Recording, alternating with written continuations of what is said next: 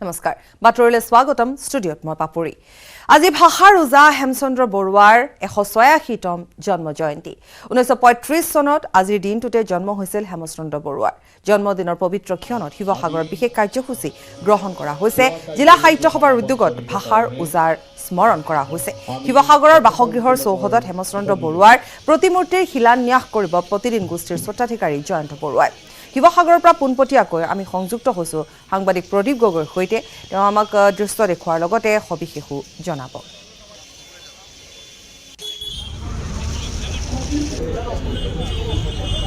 Hello' প্ৰদীপৰ সৈতে আমি সংযুক্ত হৈছো প্ৰদীপ আপুনি মোক শুনা পাইছে এই মুহূৰ্তৰ যিসমূহ কাৰ্যসূচী আছে প্ৰদীপ আমি সকলো আপোনাৰ জৰিয়তে আমাৰ দৰ্শকসকলক দেখুৱাম লগতে কাৰ্যসূচী সন্দৰ্ভতো আমি জানিম বা বিশিষ্ট ব্যক্তিসকলৰ সন্দৰ্ভতো আমি জানিম প্ৰদীপ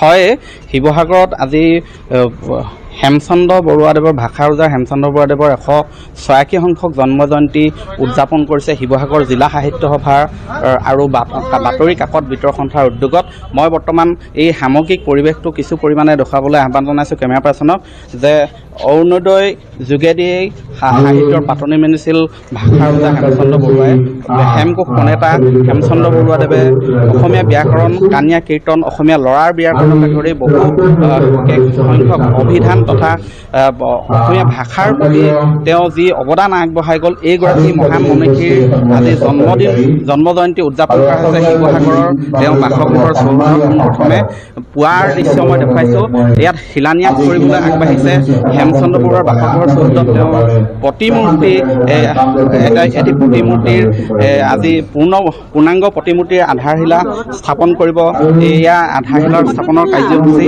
কিছু কৰিবলৈ আগবাঢ়িছে প্ৰতিদিন গোষ্ঠীৰ স্বত্বাধিকাৰী তথা সমাজকৰ্মী জয়ন্ত বৰুৱাই আৰু মই দেখুৱাইছোঁ ইয়াৰ যি কাৰ্যসূচী আছে যি শিলান্যাসৰ সেই শিলান্যাসৰ কিছু এই পৰিৱেশ ইয়াতে স্থাপন কৰা হ'ব হেমচন্দ্ৰ বৰুৱা দেৱৰ এটি পূৰ্ণাংগ প্ৰতিমূৰ্তি মই বৰ্তমান শিলান্যাসৰ প্ৰাকখনত জয়ন্ত বৰুৱা আছে সমাজকৰ্মী তেওঁৰ পৰা জানিব বিচাৰিম হয় আজি কাৰ্যসূচী গ্ৰহণ কৰিছে আজি আমাক পোনপটীয়া সম্প্ৰচাৰত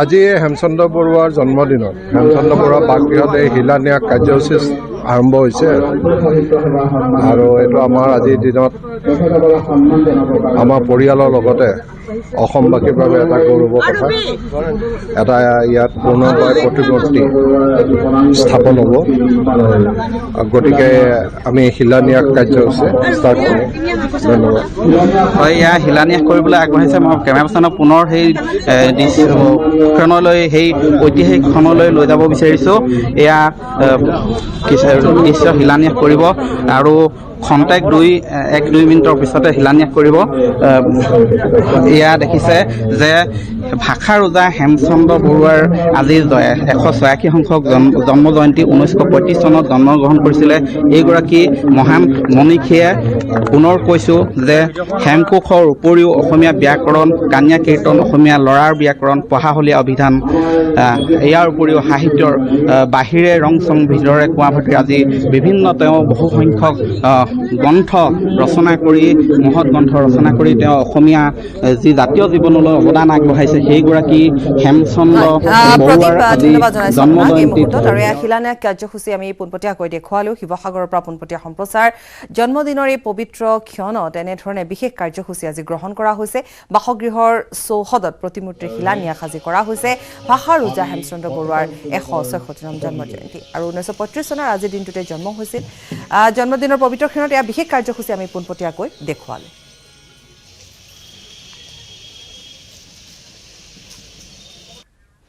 আৰু জাতিয়ে ফুৰিছে অসম আন্দোলনৰ প্ৰথম গৰাকী শ্বহীদ খৰ্গেশ্বৰ তালুকদাৰক 1979 চনৰ আজিৰ দিনটোতে ভৱানীপুৰত চৰকাৰী বাহিনীৰ প্ৰহাৰত শ্বহীদ হৈছিল খৰ্গেশ্বৰ তালুকদাৰ আৰু এই ঘটনাৰ পিছতে জ্বলি উঠে সমগ্ৰ ৰাজ্য চৰকাৰী বাহিনীৰ দমনৰ প্ৰতিবাদত ঠায়ে ঠায়ে হিংসাত্মক ৰূপ লয় আন্দোলনে ক্ৰমে দীঘলীয়া হয় শ্বহীদৰ তালিকা খৰ্গেশ্বৰ তালুকদাৰেৰে আৰম্ভ হোৱা তালিকাত সংযোজিত হ'ল 855 জনৰ নাম মঙলদৈৰ তদানীন্তন সাংসদ হীৰালাল পাটোৱাৰীৰ মৃত্যু আৰু ভোটাৰ তালিকাৰ আখুৱাহৰ পৰা সৃষ্টি হোৱা 6 বছৰীয়া আন্দোলনক বিশ্বত পৰিচিত কৰিলে খৰ্গেশ্বৰ তালুকদাৰকে ধৰি 855 গৰাকী শ্বহীদৰ আত্মত্যাগে।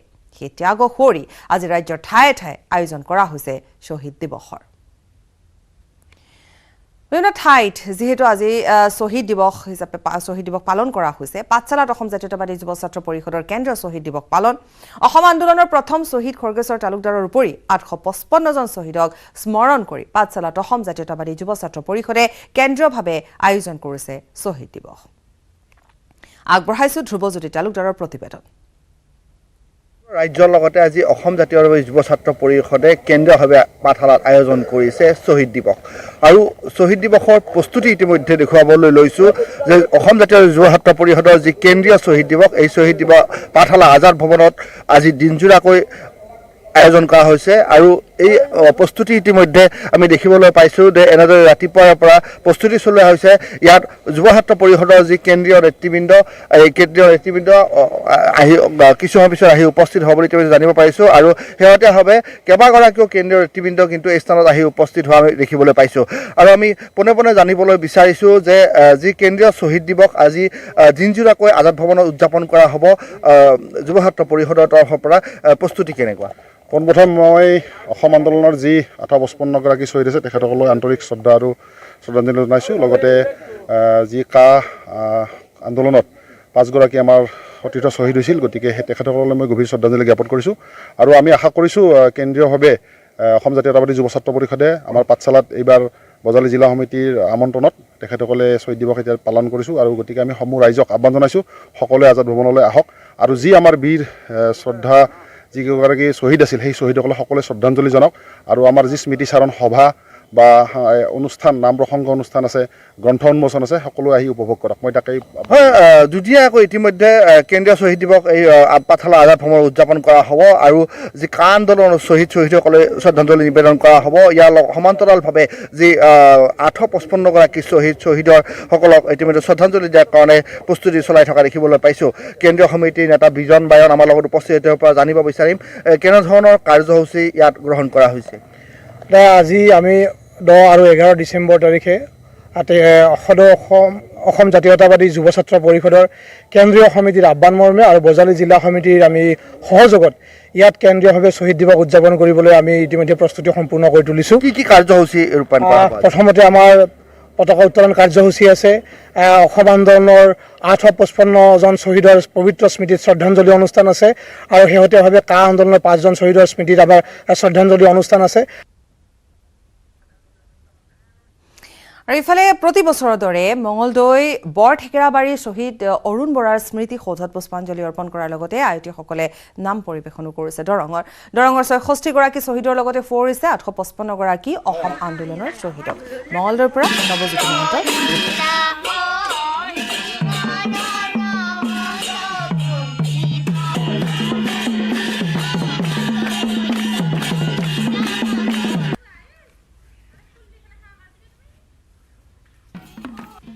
নিশ্চয়কৈ আজি শ্বহীদ দিৱস আৰু সমগ্ৰ ৰাজ্যৰ লগতে মঙলদৈ শ্বহীদ অৰুণ বৰাৰ বাসগৃহত দেখিবলৈ পোৱা গৈছে শ্বহীদ দিৱস পালন কৰিছে। আৰু মঙলদৈৰ পৰা আৰম্ভ হোৱা অসম আন্দোলনৰ দৰং জিলাত 66 গৰাকী লোকে শ্বহীদ হৈছিল। আৰু মই উপস্থিত থকা এই বৰঠেকেৰাবাৰী গাঁৱৰ শ্বহীদ অৰুণ বৰাৰ ঘৰত দেখিবলৈ পোৱা গৈছে ৰাতিপুৱাৰে পৰা নাম কীৰ্তন কৰিছে আৰু শ্বহীদগৰাকীক স্মৰণ কৰিছে।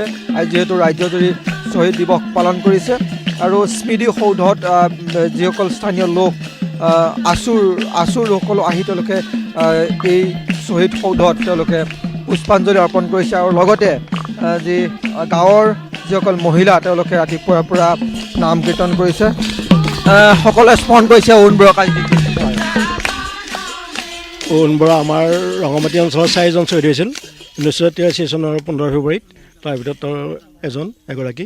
আমি প্ৰতি বছৰেই এই সদৌ অসম ছাত্ৰ সন্থাৰ চৰকাৰে যি 10 ডিচেম্বৰত শ্বহীদ দিৱস পালন কৰি আহিছে, আমি পৰিয়ালৰ লোকে এই অনুষ্ঠানটো পালন কৰি আহিছোঁ। কিন্তু আচলতে আমি 15 ফেব্ৰুৱাৰীতহে আমি সমূহীয়াভাৱে পালন কৰি আহিছোঁ শ্বহীদ দিৱসটো। তথাপিও আজিও আমি অতি সাধাৰণভাৱে শ্বহীদগৰাকীক স্মৰণ কৰিছোঁ। আমি আগৰ পৰা আমি দাবী কৰি আহিছিলোঁ, কিন্তু এটা চৰকাৰে যিটো বৰষুণী পদক্ষেপ লৈছে আমি চৰকাৰক ধন্যবাদ জনাইছোঁ। আৰু যিখিনি ভূমি এতিয়া আমাৰ তেওঁলোকৰ দখলত আছে সংযোজিত নাগৰিকৰ, সেইখিনি ভূমি যাতে সোনকালে বেদখলমুক্ত কৰিব পাৰে তাৰ কাৰণে আমি চৰকাৰক আহ্বান জনাইছোঁ। অৰুণ বৰালৈকে মনত পৰে আজি দিনটো অহাৰ লগে লগে?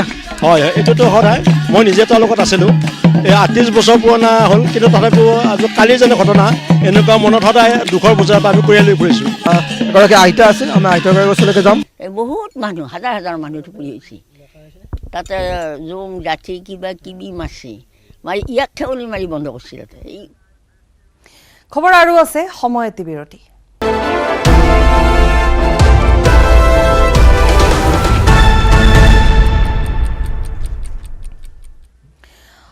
উভতি আহিছোঁ খন্তেক বিৰতিৰ পাছত। আজি CDS বিপিন ৰাৱতৰ অন্ত্যেষ্টিক্ৰিয়া। শেষকৃত্যৰ পূৰ্বে CDSৰ বাসগৃহ কামৰাজ মাৰ্গ শ্ৰদ্ধাঞ্জলিৰ বাবে নচৰদে ৰখা হৈছে। দিনৰ 11 বজাৰ পৰা 12:30 ৰাইজে শ্ৰদ্ধাঞ্জলি জ্ঞাপন কৰিব পাৰিব। 12:30 পৰা 1:30 সামৰিক বাহিনীৰ লোকে জনাব শ্ৰদ্ধাঞ্জলি। দুপৰীয়া 2 বজাৰ পৰা CDSৰ শেষ যাত্ৰা আৰম্ভ হ'ব। বিয়লিৰ ভাগত ব্ৰাৰ স্কোৱাৰ শ্মশানত সম্পন্ন হ'ব শেষকৃত্য। দেশৰ প্ৰথমগৰাকী CDSৰ অন্ত্যেষ্টিক্ৰিয়াত ৰাষ্ট্ৰপতি ৰামনাথ কোবিন্দ আৰু প্ৰধানমন্ত্ৰী নৰেন্দ্ৰ মোদীৰ লগতে উপস্থিত থাকিব বহু গণ্য মান্য ব্যক্তি। ভাৰতত থকা দেশ বিদেশৰ বহু উচ্চায়ুক্তই শেষ বিদায় জনাব জেনেৰেল বিপিন ৰাৱতক। CDS জেনেৰেল বিপিন ৰাৱতৰ লগতে আজিয়ে সম্পন্ন হ'ব পত্নীৰো অন্ত্যেষ্টিক্ৰিয়া। শেষ বিদায় জনাবৰ বাবে ইতিমধ্যে আমি কৈছোঁৱেই যে এক কাৰ্যসূচী যিহেতু তাত গ্ৰহণ কৰা হৈছে, কেনেধৰণৰ ব্যৱস্থা গ্ৰহণ কৰা হৈছে। তো এই মুহূৰ্তত আমি আপোনালোকক দেখুৱাম, কিছু দৃশ্যাংশ আমি দেখুৱাম আৰু সমান্তৰালভাৱে আমি জনাই গৈছোঁ যে বহু গণ্য মান্য ব্যক্তিও উপস্থিত থাকিব।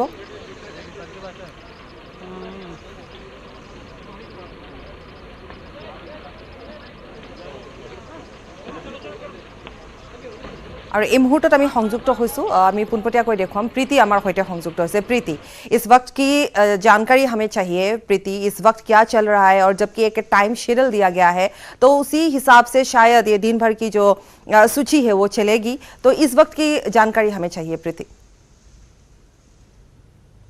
बता दूं कि इस समय मैं आर्मी बेस अस्पताल के बाहर खड़ी हुई हूं, जहां पे CDS विपिन रावत और उनकी जो धर्मपत्नी है उनका जो पार्थिव शरीर है वो यहां पर रखा गया है और बस अब कुछ ही देर के बाद उनका जो पार्थिव शरीर है वो इसी अस्पताल से, दिल्ली बेस अस्पताल से, आर्मी अस्पताल से दिल्ली स्थित उनके आवास पर रवाना किया जाएगा और यहाँ से उनका जो पार्थिव शरीर है वो लेके जाया जाएगा। आप देख सकते होंगे मेरे पीछे की यह हॉस्पिटल है और यहाँ पर आर्मी के जो जवान हैं वो यहाँ पर तैनात किए गए हैं। पूरा जो सड़क है उसको पूरी तरीके से खाली करवा लिया गया है और बस कुछ ही देर में यहाँ से जो CDS विपिन रावत हैं और उनकी पत्नी का जो पार्थिव शरीर है वो यहाँ से ले जाया जाएगा और इंतज़ार खत्म हुआ। लोग यहाँ पर अंतिम दर्शन करने के लिए यहाँ पर पहुँच रहे हैं। लोग चाहते हैं कि उनकी एक झलक मिल सके और साथ ही यहाँ पर जो पुलिस के जो जवान हैं वो भी यहाँ पर तैनात किए गए हैं। और इसके साथ मैं आपको ये भी बता दूं कि 11 बजे से 2 बजे तक अंतिम दर्शन करने के लिए एक समय रखा गया है। 11 बजे से लेकर 2 बजे तक अंतिम दर्शन लोग कर पाएंगे, जिसमें से 11 से लेकर 12 बजे तक जो आम लोग हैं, जो उनके जानकार हैं, वो लोग दर्शन कर पाएंगे। उसके बाद 12 से 1:30 बजे तक का जो समय है वो आर्मी के जो जवान हैं जो वो दर्शन कर पाएंगे। उसके बाद 12 से 1:30 बजे के बाद में जो VVIP हैं, यानी कि जो नेता मंत्री हैं, जिसमें योगी आदित्यनाथ, उत्तर प्रदेश के मुख्यमंत्री राहुल गांधी और गृह मंत्री अमित शाह भी उनको श्रद्धांजलि देने के लिए वहाँ पर पहुँचेंगे। लेकिन इस समय की जो ताज़ा अपडेट है वो ये है कि यहाँ पर पूरी तरीके से रेड अलर्ट कर दिया गया है और किसी भी समय CDS विपिन रावत का जो पार्थिव शरीर है उनका और उनकी पत्नी का वो यहाँ से ले जाया जाएगा। जी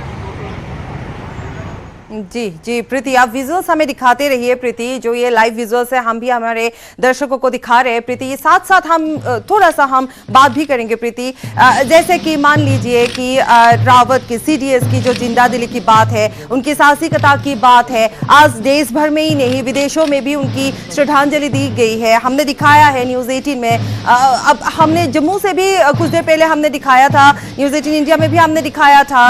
हर जगह पे उनके लिए श्रद्धांजलि दी गई है। तो आप मान सकते हैं कि कैसे एक व्यक्तित्व थे उनके। प्रीति।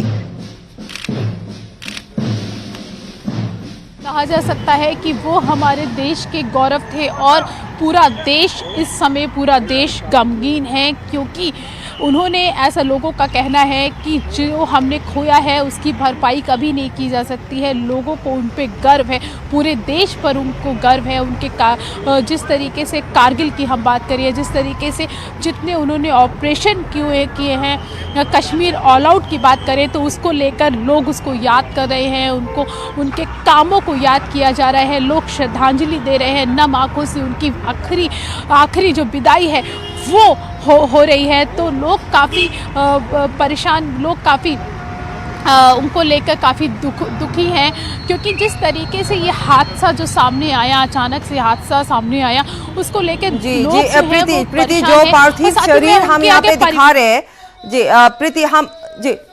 प्रीति इस वक्त हम जो पार्थिव शरीर दिखा रहे हैं प्रीति, ये है लीडर की, जो हम इस वक्त दिखा रहे हैं। तो धीरे धीरे एक एक पार्थिव शरीर लाया जाएगा। प्रीति बिल्कुल मैं आपको अपने दर्शकों को दिखाऊं कि आप ये देख सकते हैं कि यहाँ पर जो गाड़ियाँ हैं वो लग चुकी हैं और बस अब किसी भी समय जो सीडीएस विपिन रावत है और उनकी जो पत्नी है, उनका जो पार्थिव शरीर है वो दिल्ली स्थित जो आर्मी बेस अस्पताल है यहीं से बाहर लाया जाएगा। और आप देख सकते हैं कि किस तरीके से आर्मी के जो जवान हैं वो लग चुके हैं। ट्रैफिक सुचारू रूप से चल सके उसके लिए ट्रैफिक के जवान पूरी संख्या में तैनात हैं।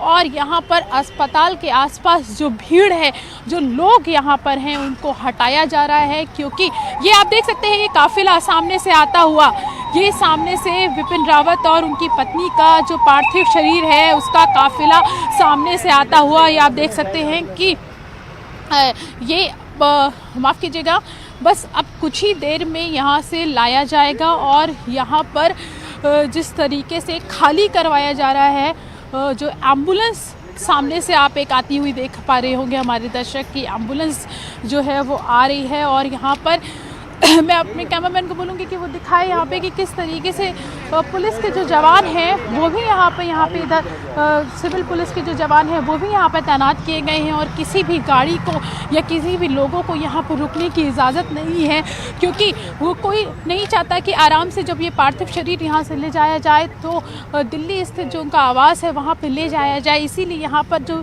दिल्ली पुलिस के जो जवान हैं वो भी यहाँ पर तैनात हैं। और यहाँ पर अभी फ़िलहाल किसी भी गाड़ी को रुकने की इजाज़त नहीं है, लोगों को भी यहाँ पे रुकने की इजाज़त नहीं दी जा रही है। मीडिया भी जो लोग थे, मीडिया के जो लोग यहाँ पर आए थे कवरेज के लिए, उनको भी साइड कर दिया गया है। और ये आप देखें यहाँ पे ये ट्रैफिक रोक दिया गया है, ये सामने अस्पताल के सामने जो ये चौराहा है, ये ट्रैफिक पूरी तरीके से जो आम पब्लिक के लिए जो ट्रैफिक है उसको यहाँ पर रोक दिया गया है। और अब लगता है कि बस इंतज़ार लोगों का ख़त्म होने ही वाला है और लोग अब नम आँखों से अंतिम विदाई यहाँ पर कुछ ही देर में सीडीएस विपिन रावत और उनकी जो धर्मपत्नी है, उनका जो पार्थिव शरीर है वो यहाँ से ले जाया जाएगा और नम आँखों से आप लोग उनको अंतिम विदाई दे सकेंगे। ट्रैफिक ये आप देख सकती हैं, ट्रैफिक पूरी तरीके से रोक दिया गया है। पूरी तरीके से ये जो अस्पताल का जो एरिया है खाली करवा। हम आपसे बाद में फिर से जुड़ेंगे प्रीति। इस वक्त हम आपसे विदा लेते हैं प्रीति, बाद में फिर से जुड़ेंगे। आमी এই মুহূৰ্তত আমাৰ দুটাকৈ আমি দৃশ্য এই মুহূৰ্তত দেখুৱাইছো। এটা আমি দেখুৱাইছো যে ব্ৰিগেডিয়াৰ লক্ষ্মীন্দৰ সিং লিডাৰৰ পাৰ্থিৱ শৰীৰ যি ইতিমধ্যে অনা হৈছে আৰু য'ত খন্তেক পিছতে দিল্লীৰ ব্ৰায়ৰ স্কোৱাৰ শ্মশানত সম্পন্ন কৰা হ'ব। আনহাতে আমি সমান্তৰালভাৱে দেখুৱাই গৈছো যে হস্পিটেলৰ পৰা ইতিমধ্যে অনা হৈছে বাসগৃহলৈ বুলি, গতিকে সেয়াও আমি দেখুৱাই গৈছো। খবৰ আৰু আছে, সময় এটি বিৰতি।